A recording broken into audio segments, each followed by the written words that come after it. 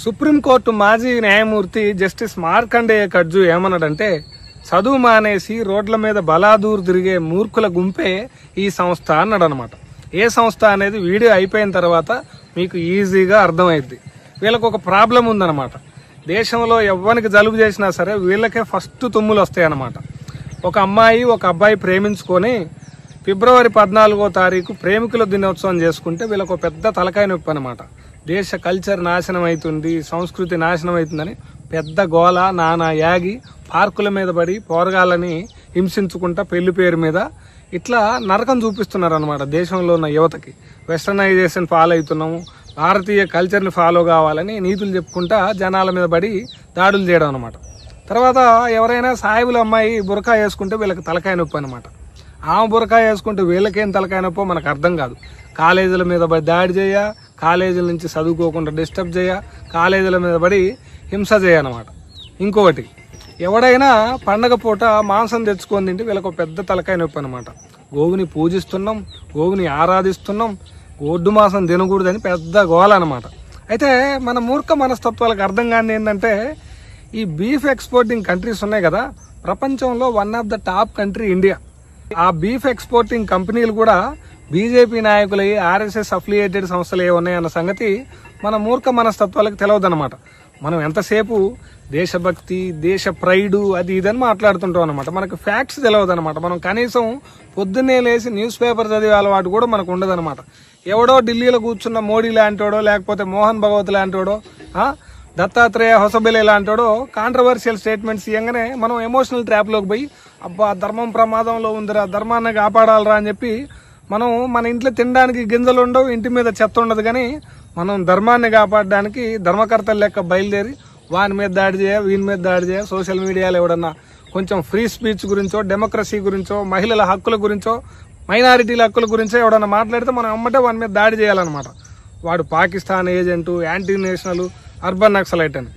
సరే, ఈ వీడియో చూసే వాళ్ళలో కొంతమంది ఆర్ఎస్ఎస్ ప్రేమికులు ఉన్నారు కాబట్టి మనం ఒక ప్రశ్న వేసుకుందాం.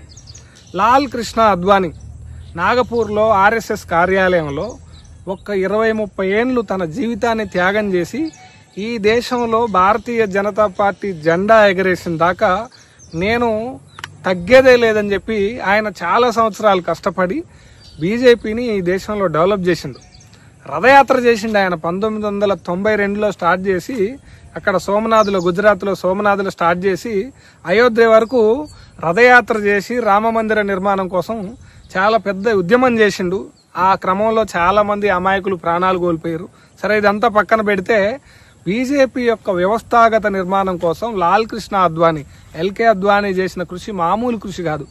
మరి దేశానికి ప్రధానమంత్రి, అపర దేశభక్తుడు, ప్రపంచం అంతా ఆయన చూస్తే వణుకుతుందని చెప్పుకునే మోడీ ఎల్కే అద్వానీని ఏ విధంగా అవమానపరిచిండో ఒక్కసారి మనం ఆలోచించాలి.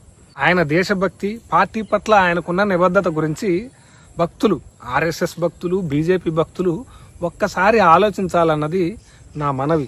దేశభక్తి అంటే వీళ్ళ మించిన దేశభక్తులు ఇంకెవ్వడూ లేడనమాట.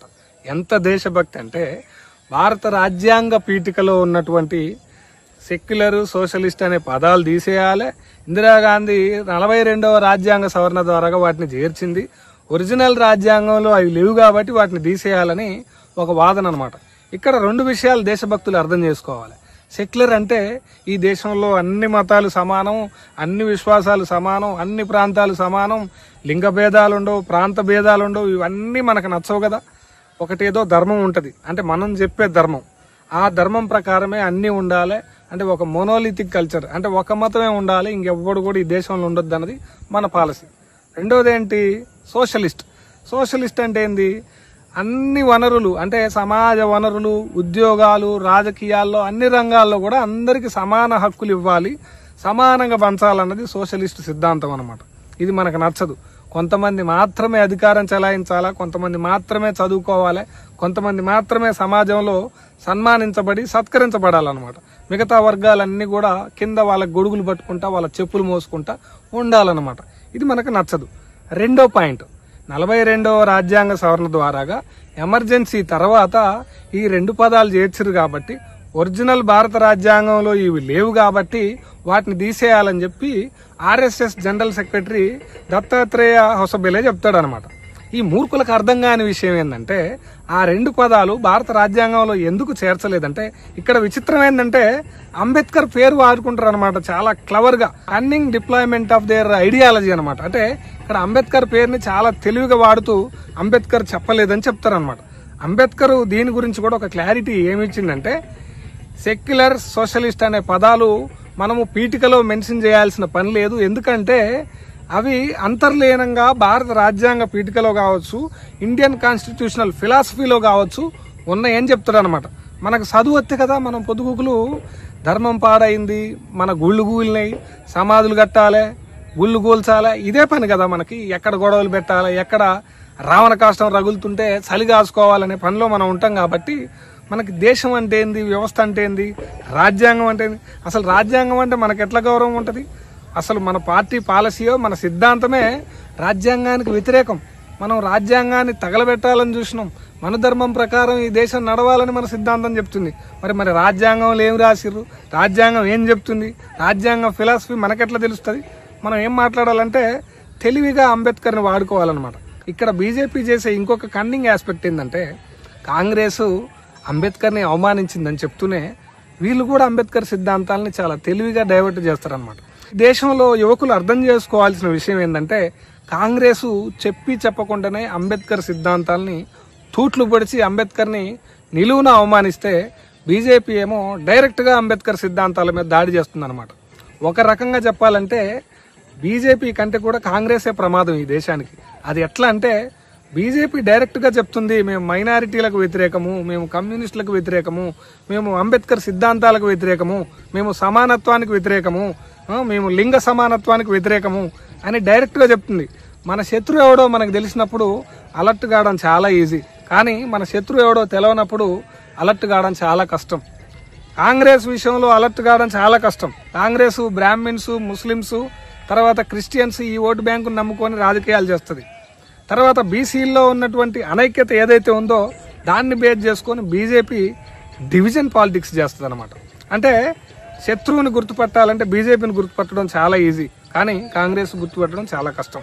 ఆర్ఎస్ఎస్ జనరల్ సెక్రటరీ దత్తాత్రేయ హొసబెలే ఏమంటాడంటే, భారత స్వతంత్ర దినోత్సవంతో సమానం అయోధ్యలో రామ మందిరానికి పునాది వేసిన రోజు అని చెప్తాడు అనమాట. అంటే ఇండైరెక్ట్ గా ఏం చెప్తా ఉన్నాడు, భారత స్వతంత్రోద్యమంలో పాల్గొన్నటువంటి అమరులు ఎవరైతే ఉన్నారో వాళ్ళ త్యాగాలు ఏవైతే ఉన్నాయో అవన్నీ మాకు లెక్కలేదు, ఎందుకంటే మేము భారత స్వతంత్రోద్యమంలో భాగం కాదు, భారత జాతి నిర్మాణంలో భాగం కాదు కాబట్టి, ఆ చరిత్ర మాకు సంబంధించింది కాదు కాబట్టి, మాకు పట్టింపు లేదు కాబట్టి, జాతీయ జెండా అంటే మాకు గౌరవం లేదు కాబట్టి, జాతీయ విలువలంటే మాకు గౌరవం లేదు కాబట్టి వాటన్నిటికీ వాళ్ళకి సంబంధం ఉండదు. అయోధ్య రామాలయ నిర్మాణానికి పునాదేసిన రోజే మాకు గొప్ప అని చెప్తారనమాట. ఇక్కడ వీడియో చూసే వాళ్ళు ఒక విషయం అర్థం చేసుకోవాలి, భద్రాచలంలో రామాలయం లేదా, ఒంటిమిట్టలో రామాలయం లేదా, ఓన్లీ అయోధ్యలోనే ఉందా అంటే ఇక్కడ చాలా కన్నింగ్గా సౌత్ ఇండియాని డిస్క్రిమినేట్ చేస్తున్నారన్న సంగతి కూడా మనం అర్థం చేసుకోవాలన్నమాట. ఎంతసేపు మనము అయోధ్యలో రామాలయం ఉంది, అయోధ్యలో రామాలయం ఉంది, భద్రాచలంలో ఉన్నాయన రాముడు కాదా, ఒంటిమిట్టలో ఉన్నాయన రాముడు కాదా, ఇంకెక్కడ ఉన్నాయన రాముడు కాదా, ఓన్లీ అయోధ్యలో ఉన్నాయన రాముడు అనమాట. దేశభక్తి గురించి వీళ్ళు లెక్చర్లు ఇవ్వడం అనేది చాలా విచిత్రమైన విషయం అనమాట. 2002 వరకు కూడా ఆర్ఎస్ఎస్ ప్రధాన కార్యాలయంలో వాళ్ళు ఎప్పుడు కూడా జాతీయ జెండాను ఎగరేయలే. దేశ ప్రజల నుంచి వ్యతిరేకత వస్తుంది, తర్వాత సొంత పార్టీ నుంచే, సొంత వ్యవస్థ నుంచే విమర్శలు ఉండడం వల్ల 2002 నుంచి వాళ్ళు జాతీయ జెండాని ఎగరేయడం స్టార్ట్ చేశారనమాట. నరేంద్ర మోడీ గురించి ఒకసారి మాట్లాడుకుందాం. ఆయన ఎంత గొప్ప దేశభక్తుడు అంటే దేశం తగలబడిపోతుంటది అనమాట. ఒక పక్క అంటే పహల్గామ్ అటాక్ జరిగి దేశం అంతా అట్టుడికిపోతుంటే ఆయన మాత్రం బీహార్ ఎన్నికల్లో ప్రచారం చేస్తాడనమాట. అది ఆయన దేశభక్తి. 11 సంవత్సరాల్లో ఒక్కసారి కూడా మీడియా ముందుకొచ్చి ప్రభుత్వం గురించి కావచ్చు, ప్రభుత్వం తీసుకున్న నిర్ణయాల గురించి కావచ్చు, అకౌంటబుల్ గా మీడియా ముందుకి వచ్చే ధైర్యం లేదు. ఎప్పుడో ఎవడో ఒక జర్నలిస్టు బాబ్రీ ఇష్యూ గురించి మాట్లాడితే దానికి మోడీకి వణికిపోయి ఆ తర్వాత ఎప్పుడు మీడియా ముందుకు రాలేదన్నది ఒక పెద్ద విమర్శ. మోడీ వ్యవహారం చూస్తే అదే నిజం అనిపిస్తుంది. మన్ కీ బాత్ అంటాడు కానీ జన్ కీ బాత్ వినడు అనమాట. మన్ కీ బాత్ లో అక్కడ క్వశ్చన్స్ అడిగోడు ఎవడు ఉండడు కాబట్టి, ఈయన ఒక్కడే మాట్లాడతాడు కాబట్టి అక్కడ బ్రహ్మాండంగా ఈ స్క్రిప్టెడ్ ఏదైతే ఉంటుందో అది మాట్లాడతాడు అనమాట. ఒక్కసారి మరి ర్యాండమ్గా అడుగుతారు కదా మీడియా వాళ్ళు, మణిపూర్లో అది జరుగుతుంటే ఏం చేసినావు, ట్రంప్ ఈ రెండు దేశాల మధ్య నేనే బ్రోకర్ చేసి యుద్ధాన్ని ఆపినని చెప్తుంటే నువ్వేం చేసినావు, పార్లమెంట్లో ట్రంప్ పేరు బలకడానికి కూడా ఎందుకు భయపడ్డావు, తర్వాత దేశంలో పెట్రోల్ ధరలు, ఉల్లిగడ్డల ధరలు, గోధుమ పిండి ధరలు పెరుగుతుంటే నువ్వు ఎందుకు మాట్లాడవు ప్రధానమంత్రి గారు అని అడిగితే సమాధానం ఉండదు కదా. ఈయన ఎక్కడికి పోయినా సరే ఒక ఫోటోగ్రాఫర్ ఉంటాడు అనమాట. ఏదైనా ఒక ప్రమాదం జరిగి, పెద్ద ప్రమాదం జరిగి ఆ ప్రమాదం దగ్గర వెళ్తే వైడ్ యాంగిల్స్ అనమాట, అంటే డిఫరెంట్ యాంగిల్స్లో ఆయన ఫోటో తీస్తారనమాట. అవి పబ్లిష్ చేస్తారనమాట. అంటే మోడీ గొప్ప దేశభక్తుడు, ఒక గొప్ప బాధ్యత కలిగిన ప్రధానమంత్రి. మోడీని మించిన మానవ మాతృడు ఇంకో లేడు. మర్చిపోయిన మానవ మాతృడు కాదు ఆయన, దైవాధీనం మోడీ. ఆయనే చెప్పుకున్నాడు, నేను దేవుని రూపం, లేకపోతే నేను మామూలు మనిషిని కాదు, నేను ఒక దేవునికి సంబంధించిన రూపం అని ఆయనే చెప్పుకున్నాడు అనమాట. అంటే ఈ మూర్ఖత్వాన్ని మనం ఎంటర్టైన్ చేస్తున్నాం అనమాట. అరే బాబు, నువ్వు దేవునివి కాదురా నాయన, నువ్వు ప్రధానమంత్రివి. మొత్తం క్యాబినెట్లో నువ్వు ఒక ప్రధానమంత్రివి అంతే, నీది కూడా క్యాబినెట్ ర్యాంకే. అంటే నువ్వు ఒక మినిస్టర్ అంతే, నీకు ప్రజలకి అకౌంటబుల్గా లేకపోతే ట్రాన్స్పరెంట్గా గవర్నమెంట్ నడపాల్సిన బాధ్యత నీదిరా అని చెప్పి మర్చిపోయారు అనమాట జనం. రీసెంట్గా పెహల్గామ్ అటాక్ జరిగింది కదా. పెహల్గామ్ అటాక్ జరిగితే అందులో చాలా మంది చనిపోయారు కదా. ఆ చనిపోయిన వాళ్ళ దగ్గరికి హోంమంత్రి అమిత్ షా విజిట్ చేస్తే అమిత్ షా విజిట్ కోసం రెడ్ కార్పెట్ వేసిరు అనమాట. జనరల్గా ఏదైనా ఒక అఫీషియల్ ప్రోగ్రామ్, అంటే అంత ప్రశాంతంగా ఉండి దేశం అంతా సంతోషంగా ఉన్న సందర్భంలో ఏదైనా మంచి గ్రాండ్ ఈవెంట్ జరిగినప్పుడు పెద్దోళ్ళు, అంటే మంత్రులు కావచ్చు, లేకపోతే రాష్ట్రపతి, గవర్నర్ లాంటి వాళ్ళు వచ్చినప్పుడు రెడ్ కార్పెట్ వేసి గౌరవంగా వాళ్ళందరికీ వందనం చేసి తీసుకెళ్తారనమాట. అక్కడ ఏం జరిగింది, పెహల్గామ్లో మన దేశ పౌరులు చనిపోయారు, వాళ్ళని పరామర్శించడానికి పోయిండు ఆయన. ఈ రెడ్ కార్పెట్ వేసుకొని, అంటే అన్ని ఆడంబరాలు, అంటే దేశ ప్రజల్ని మోసం చేయడం అనమాట. పదే పదే పాకిస్తాన్ అని మాట్లాడతారు. పాకిస్తాన్ అనేది ఒక ముస్లిం కంట్రీ కాబట్టి పాకిస్తాన్ గురించి మాట్లాడితే ఇక్కడున్న మెజారిటీ హిందువులు ఓట్లేస్తారు. మరి అదే చైనా 17 కిలోమీటర్ల మన భూభాగాన్ని ఆక్రమించింది, చైనా గురించి ఎప్పుడైనా మాట్లాడతారా? ఇంకొక గొప్ప విషయం ఏంటంటే, మహానుభావులు చైనా మీద కాంగ్రెస్ పార్టీ అధికారంలో ఉన్నప్పుడు యుద్ధం చేసింది.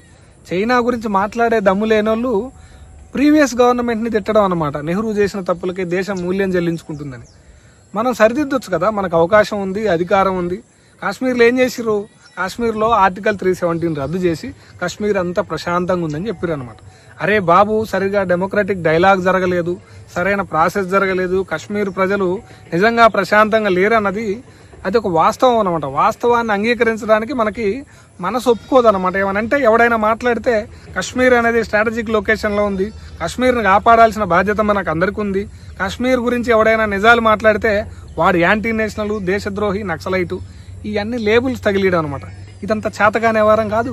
నిజాలు మాట్లాడే ధైర్యం లేక నిజాలు ఎవడన్నా మాట్లాడితే వాడిని యాంటీ నేషనల్ అని చెప్పడం అనమాట. నిన్న మొన్న సోనం వాంగ్చుక్ అనే ఆయన లడక్ స్టేట్ హుడ్ గురించి పెద్ద ఉద్యమం చేస్తే ఆయన్ని తీసుకుపోయి జైలు వేసారు అనమాట. ఆయన చేసిన తప్పేంది, లడఖ్లో ఐస్ టూపాస్ క్రియేట్ చేసి లడఖ్లో నీటి సమస్యలు లేకుండా చేసిండు. రామన్ మెగసెస్ అవార్డు వచ్చింది ఆయనకి.